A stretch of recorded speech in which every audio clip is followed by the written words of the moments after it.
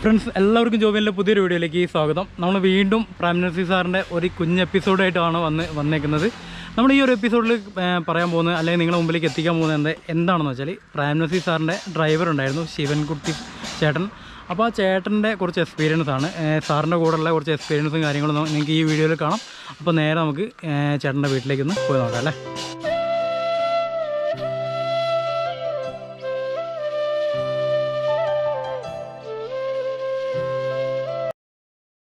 കാലം മുമ്പ് മദ്രാസിൽ ഇവിടുന്ന് നാട് വിട്ട് പോയവനാണ് കേട്ടാ. അപ്പോൾ നാട് വിട്ട് പോയി എനിക്ക് വർക്ക്ഷോപ്പ് പണി അറിയാം. വർക്ക്ഷോപ്പ് പണിയിൽ ഞാൻ ഒരു വർക്ക്ഷോപ്പിൽ നിന്ന് അവിടെ നിന്നില്ല ലൈസൻസൊക്കെ എടുത്ത്, അവിടെ നിന്ന് ലൈസൻസും ഒക്കെ എടുത്ത് വർഷങ്ങൾക്ക് മുമ്പ് 72 തോന്നുന്നു, 72-ലാണ്.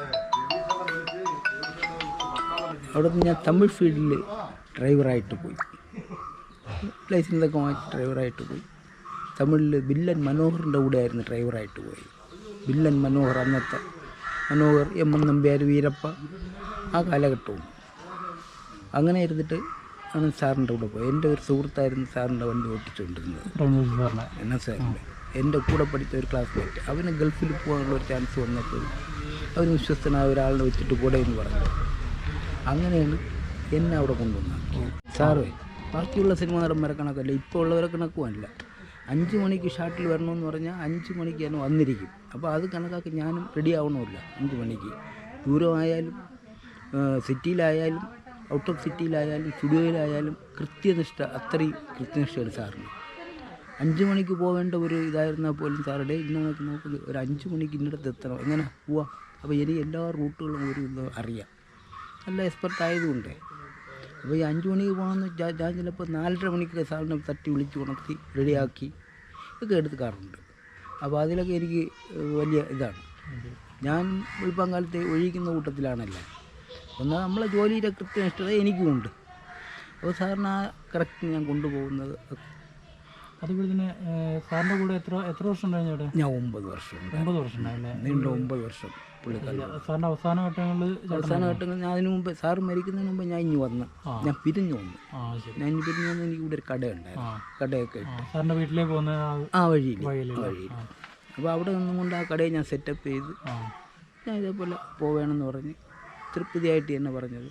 അല്ല വേറെ മറ്റാരും മൂല്യങ്ങളോ കാര്യങ്ങളോ ഒന്നും പ്രതീക്ഷിച്ചോ തരുമെന്നുള്ളത് കൊണ്ടോ തന്നോ കൊണ്ടോ അല്ല, ഞാൻ ഇനി വന്നു, ഇത്രയല്ല. അതുപോലെ തന്നെ ചേട്ടൻ പിരിഞ്ഞു വന്ന സമയത്ത് റോട്ടിലേക്ക് വെച്ചിട്ടും അതേ നാട്ടിൽ നിന്നൊക്കെ സാറ് കാണലോ അതേമാതിരി വീട്ടിലേക്ക് വിളിക്കലൊക്കെ ഉണ്ടായിരുന്നോ? പിന്നെ ഇവിടെ നിന്ന് വിളിക്കും, സാറ് വിളിക്കും. അവിടെ നിന്ന് വരുമ്പോഴും ഇട ഞാൻ ഒരു 4-5 ദിവസം അവിടെ ഇന്നടത്ത് പോകണമായിട്ട് കയറി എന്നെ വിശ്വാസമായതുകൊണ്ട് പോകണം, ഒരു അഡ്ജസ്റ്റ് ചെയ്ത് വാ എന്ന് പറയും. അപ്പോൾ ചിലപ്പോൾ വീട്ടിൽ വരുമ്പോൾ എന്നെ വിളിപ്പിക്കും, ഞാൻ പോകാറുണ്ട്.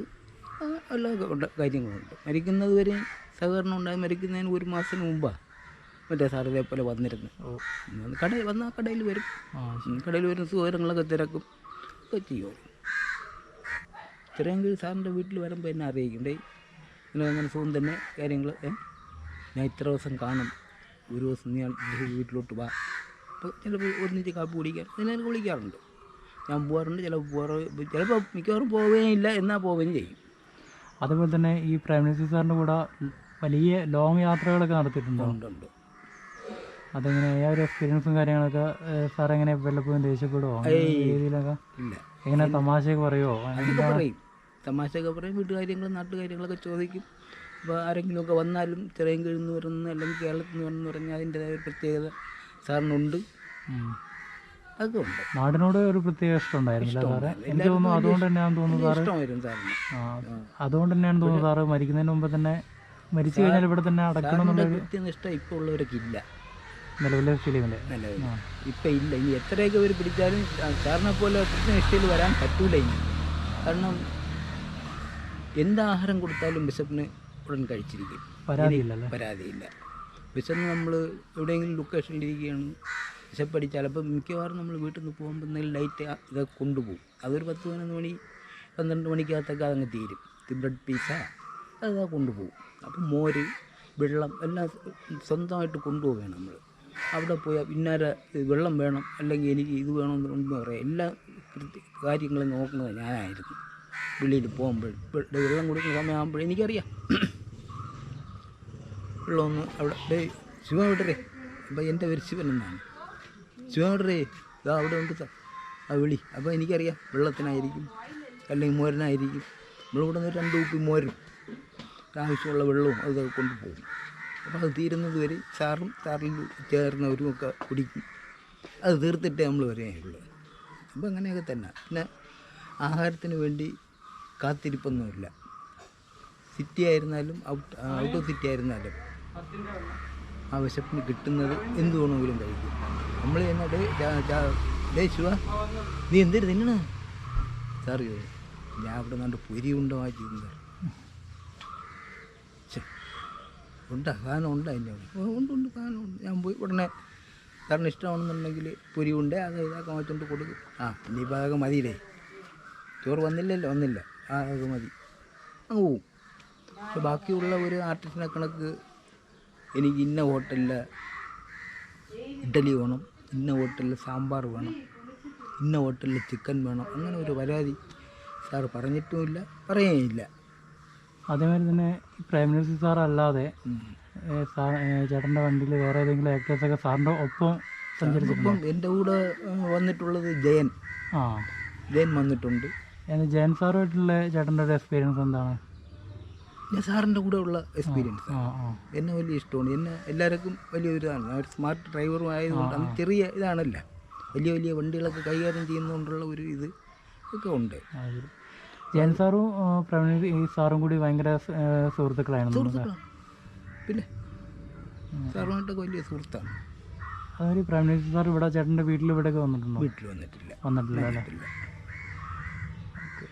കാര്യങ്ങളൊക്കെ ഉണ്ടായിട്ടുണ്ട്. അതായത് ഞാൻ വണ്ടി കൊണ്ട് എവിടെയെങ്കിലും ഇട്ടാൽ കാക്ക വണ്ടിയിൽ തൂറാത്ത രീതിയിൽ ഞാൻ ഇട്ടുള്ളൂ, എത്ര വെയിലായാലും.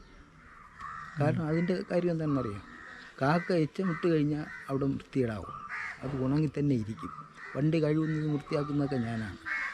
എൻ്റെ വണ്ടിയിൽ മറ്റാരും വന്ന് ചാരി നിൽക്കാൻ ഞാൻ സമ്മതിക്കില്ല. അങ്ങനെയൊക്കെ ഉണ്ട്.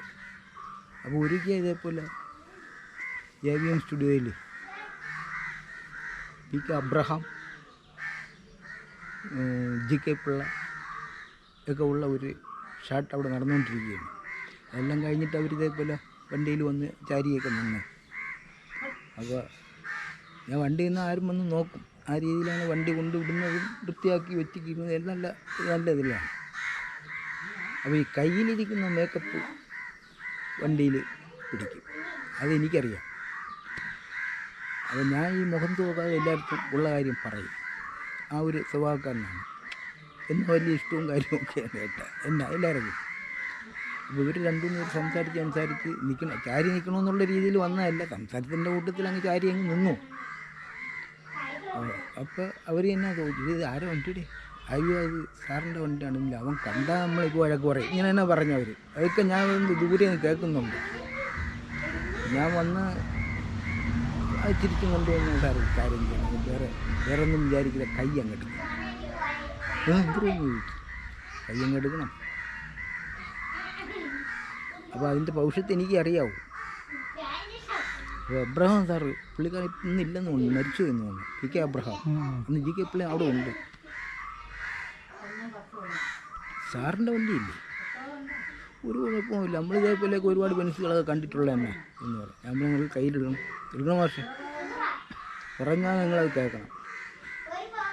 നിങ്ങളെ കൈയിരുന്ന സ്ഥലം കണ്ട നിങ്ങളെ മേക്കപ്പാണ്.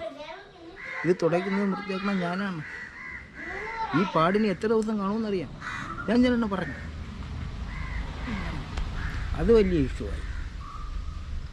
അവൻ വെറും ഒരു ടൈപ്പല്ലേ, അവൻ്റെ അടുത്ത് ആരെങ്കിലും സംസാരിക്കാൻ പോകും. ഒന്നാമത് ഈ ഡ്രൈവർ ഡോക്ടർ ഡേഞ്ചറാണ്, കണ്ടില്ലേ, അവരോട് സംസാരിക്കാൻ നിൽക്കരുത്. അവൻ ഒരു സ്വയംപുള്ളവനല്ല. ഞാൻ പറയുന്നത് പറഞ്ഞ് അങ്ങളഞ്ഞ് സാർ വന്ന് എൻ്റെ അടുത്ത് പറയുന്നത് സാറാണോ ഇത് പറയുന്നത്? അതന്നെ സാറ് തന്നെ പറഞ്ഞു, അവൻ ഒരു ടൈപ്പാണ്, അവൻ്റെ അടുത്ത് സംസാരിക്കാൻ പാടില്ല ഒരു കാര്യവും. ഈ ഡ്രൈവറും ഡോക്ടറും എന്ന് പറഞ്ഞാൽ ഭയങ്കര ഡേഞ്ചറാണ്. കണ്ടില്ലേ, ഭയങ്കര ഡേഞ്ചറാണ്. അതുപോലെ എൻ്റെ അടുത്ത് സംസാരിക്കാൻ നിൽക്കരുത് അയ്യേ എന്ന് പറഞ്ഞ് എന്തെങ്കിലുമൊക്കെ പറഞ്ഞു അങ്ങ് പോയി. വേറെ ഒന്നും സാറ് ഡേ നീ ഇന്നാരെ ചെയ്താടെ എന്നൊന്നും. കാരണം ഞാൻ കർശനക്കാരനാണ്, ഈ തൊഴിലിൽ കർശനക്കാരനാണ്, അത്രേ ഉള്ളൂ, വേറൊന്നുമല്ല. ഞാൻ എവിടെയെങ്കിലും വണ്ടി കൊണ്ടുവന്ന് വിട്ട് ചെളിയായിട്ടിരിക്കുന്ന അതായത് ആരെങ്കിലും വന്ന് ചെളിയാ പിടിക്കുക. ഒരാൾ ഇതേപോലെ മുറുക്കാൻ തിന്നിട്ട് തുപ്പിയത് അമളിയിലാണ്. പക്ഷെ വണ്ടിയുടെ ഒന്നും അവൻ കണ്ടില്ല, അവൻ ശ്രദ്ധിച്ചില്ല. ഒരു വീല് കംപ്ലീറ്റ് ഇതായിപ്പോയി. അന്ന് അടൂർ ബാസിയുണ്ട് ആ ലൊക്കേഷനിൽ. ഞാൻ ചാടി ഓടി ഇങ്ങ് വന്ന് ഇത് ആര് സാറേ ഇത് ചെയ്തതെന്ന് ചോദിച്ചു. അയ്യോ ശിവ ഞാനല്ല. അല്ല അടൂർ ബാസി. സാവ് ഞാനില്ല. ഇവിടെ ഇപ്പോൾ ആയിരുന്നു ഇപ്പോൾ ഇത്രയും നേരം. ഇവിടെ അത് ഭാസ്കരനാണ്. ഭാസ്കരൻ എന്ന് പറഞ്ഞാൽ ജയവാരിയുടെ മേക്കപ്പ് മാൻ. ഞാൻ ഉടനെ തന്നെ ഭാസ്കരേട്ടനെ അങ്ങ് മേക്കപ്പ് റൂമിൽ കയറി. ഭാസ്കരേട്ടാ എന്ത് ശിവ നിങ്ങളൊരുപാട് പോക്കൃത്തരം കാണിക്കരുത് കേട്ടോ. ഞാൻ വണ്ടി വൃത്തിയാക്കി കൊണ്ടുവന്നിട്ടിരിക്കുകയാണ്, നിങ്ങൾക്ക് കണ്ണില്ലേ?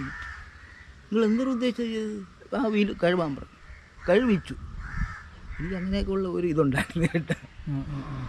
അപ്പോൾ അതും മറക്കാൻ പറ്റാത്തൊരിതാണ്. ആളിപ്പോൾ ജീവിച്ചിരിപ്പുണ്ടെന്നുള്ള എനിക്കറിയില്ല. ഭാസ്കരേട്ടൻ ജയവാരിയുടെ മേക്കപ്പ് മാനാണ്. അങ്ങനെയൊക്കെ സംഭവങ്ങളൊക്കെ ഉണ്ടായിട്ടുണ്ട്. കുടുംബത്തിലെ എന്ത് പ്രശ്നം വന്നാലും എന്തൊരു ആഘോഷം വന്നാലും എന്നെ അറിയിക്കാറുണ്ട്. ഇപ്പോഴും അറിയിക്കാറുണ്ട്. ഇപ്പം ആരോഗ്യസ്ഥിതി മോശമായതുകൊണ്ട് ഞാൻ പോകുന്നില്ല വരുന്നില്ല എന്നുള്ള എല്ലാം സഹകരിക്കുന്നുണ്ട്. ഇപ്പോഴും ഒരു കുടുംബത്തിൽ എന്തെങ്കിലും ഒരു കാര്യം ഉണ്ടായിരുന്നു എന്നെ അറിയിക്കും. ഞാൻ എന്നാൽ കഴിയുന്ന ഒരു സഹകരിക്കാറുണ്ട്. അതുപോലെ തന്നെ ഇപ്പോൾ സാറിൻ്റെ സ്മാരകമൊക്കെ അവിടെ അതിൽ ഒരു വലിയ നിരാശ എനിക്കുണ്ട്. എൻ്റെ അഭിപ്രായം എന്ന് വെച്ചാൽ ഇത് പ്രേം നസീർ എന്ന് പറഞ്ഞ ആൾ മദ്രാസിൽ ഏതെങ്കിലും ഒരു ഇതായിരുന്നു എങ്കിൽ മദ്രാസ് സർക്കാർ സാറിൻ്റെ സ്മാരകം സാറിന് വേണ്ടി അത് എന്തെങ്കിലും ചെയ്ത് സർക്കാരിൽ വരുമാനം കൂട്ടുന്ന ഒരു വകുപ്പാണിത്. ചെയ്യാമായിരുന്നു. ഇതിപ്പോൾ ഒരു സംഘടന, ഏത് സംഘടന ഇപ്പോൾ വരണമൊക്കെ എല്ലാം ചക്രത്തിന് വേണ്ടിയുള്ള സംഘടനകളെ ഉള്ളു. ആത്മാർത്ഥമായിട്ടൊന്നും ആരും നിൽക്കുകയെന്നില്ല. ഓരോരുത്തരും വരും, എൻ്റെ സംഘടനയാണ് അതാണ് ഇതാണെന്ന് പറഞ്ഞ് ഞാൻ സാറിനെ കൊണ്ട് നടക്കാമെന്ന് പറഞ്ഞൊക്കെ വരും. ആരും ചെയ്യുകയൊന്നുമില്ല. ഇതൊക്കെ ചുമ്മാ പറച്ചില്ല. അതായത് തമിഴ്നാട്ടിലായിരുന്നതെങ്കിൽ സാറിന് ഇങ്ങനെയല്ല. ഇത് ഭയങ്കര ഒരു ടൂറിസ്റ്റ് കേന്ദ്രമാക്കി ഒരു മാറ്റമായിരുന്നു. MGRനും അതിനൊക്കെ ചെയ്തതുപോലെ എന്തെല്ലാം ചെയ്യാമായിരുന്നു അറിയാം. ഇവിടെ വരുന്ന എല്ലാ സർക്കാരുകളും അവർ നിലനിൽപ്പ് നോക്കും ചെയ്യുന്നു, ഇത്രയേ ഉള്ളൂ. അല്ല ഇതൊന്നും വലിയ കാര്യമായിട്ട് അവർ എടുക്കുന്നില്ല. വലിയ സ്റ്റൈലൊക്കെ അറിയുന്നൊക്കെ പറയും ഓരോരുത്തർ, അതും ചെയ്യുന്നില്ല. ആ ഒരു വിഷമമുണ്ട്. ഇത് സാറ് ഇവിടെ ജനിക്കാനുള്ള മനുഷ്യനല്ല ഇപ്പോൾ വെച്ച് നോക്കുമ്പോൾ. അത്രയേ ഉള്ളൂ. ശരിക്കും എല്ലാവരോടും ഭയങ്കര സ്നേഹത്തിലോ പിന്നെ ഇതൊക്കെ ചെയ്ത ഒരു മനുഷ്യനല്ലേ. അത് എന്തെങ്കിലുമൊക്കെ ചെയ്യാമായിരുന്നു. ചെയ്യണ മാത്രമല്ല അവർക്ക് സർക്കാരിന് മുതൽക്കൂട്ടാമായിരുന്നു. ചെയ്യൂല അവർ. അതുപോലെ തന്നെ സാറ് ഒരുപാട് സംഭാവനകളും അതുപോലെ സാർ ഒരുപാട് കാര്യങ്ങൾ നാടിന് വേണ്ടി ചെയ്തിട്ടുണ്ട് അല്ലേ? നാട്ടിന് വേണ്ടി ഒരുപാട് കാര്യങ്ങൾ ചെയ്തിട്ടുണ്ട്. മുൻകൂർ ടാക്സ് കെട്ടി ജീവിച്ച ഒരു മനുഷ്യനാണ് പ്രേം നസീർ. മുൻകൂർ ടാക്സ് അതിലൊന്നും വീഴ്ച വരുത്താതെ മുൻകൂർ ടാക്സ് കെട്ടി ജീവിച്ച മനുഷ്യനാണ് പ്രേം നസീർ. അത്രയ്ക്കും പെർഫെക്റ്റ് ആണ് ആള്, അത്ര ഡീസൻ്റാണ്. അപ്പോൾ എന്തായാലും ഇത്ര സമയം നമുക്ക് സാറിൻ്റെ കൂടെയുള്ള ആ ഒരു എക്സ്പീരിയൻസ് ശിവൻകുട്ടി ചേട്ടൻ നമ്മളോട് പറഞ്ഞതിൽ ഒരുപാട് താങ്ക്സ് ഉണ്ട്. എന്തായാലും പിന്നെ ചേട്ടൻ വേറെ എന്തെങ്കിലും കാര്യങ്ങൾ പറയാനുണ്ടോ? ഇപ്പം ഈ 16-ാം തീയതിയാണ് സാറിൻ്റെ, ജനുവരി 16-നാണ് സാറിൻ്റെ ഒരു ഓർമ്മ ദിവസം വരുന്നത്. ഞാൻ കാലത്തെ സാറിൻ്റെ ശവകുടീരത്തിൽ ഞാൻ പോയി എന്നാൽ കഴിയുന്ന ചെയ്യാറുണ്ട്. എല്ലാ വർഷവും ചെയ്യലുണ്ട്. അതുപോലെ ആ മരിച്ച ദിവസവും എന്തായിരുന്നു ഇവിടെ നാട്ടിലൊക്കെ? ഇവിടെ വന്ന സമയത്ത് ബോഡി ഇവിടെ എത്തിയ സമയത്ത് ബോഡി ഇവിടെ എത്തുമ്പോൾ ഞാൻ ഇവിടെ ഉണ്ട്. ഞാൻ സാറിൻ്റെ കൂടെ അല്ല, ഞാൻ സെപ്പറേറ്റ് ഇതാണല്ല. അപ്പോൾ ഞാൻ ഇത് അറിഞ്ഞുകൊണ്ട് തന്നെ ഞാൻ കടയൊക്കെ അടച്ചിട്ട് ഞാൻ പോയി വേണ്ടുന്ന കാര്യങ്ങളൊക്കെ ചെയ്ത് ദുഃഖാചരണം കൂടെ ഉണ്ടായിരുന്നു. ഇത്രയൊക്കെ നമ്മളെ കൊണ്ട് ചെയ്യാൻ നോക്കുള്ളൂ. അപ്പോൾ ഫ്രണ്ട്സ്, നമ്മളെ നസീർ സാറിനെ കുറിച്ചുള്ള ഓർമ്മകൾ, നമ്മുടെ ശിവൻകുട്ടി ചേട്ടൻ്റെ ഓർമ്മകൾ ഇത്രയാണ്. അപ്പോൾ നിങ്ങൾക്ക് ഈ ഒരു വീഡിയോ ഇഷ്ടപ്പെട്ടിട്ടുണ്ടെങ്കിൽ ലൈക്ക് ചെയ്യാനും ഷെയർ ചെയ്യാനും അതേപോലെ തന്നെ നമ്മുടെ ചാനലൊന്ന് സബ്സ്ക്രൈബ് ചെയ്യാനും മറക്കരുത്. അപ്പോൾ അടുത്തൊരു വീഡിയോയിൽ കാണുന്നവരേക്കും ബൈ.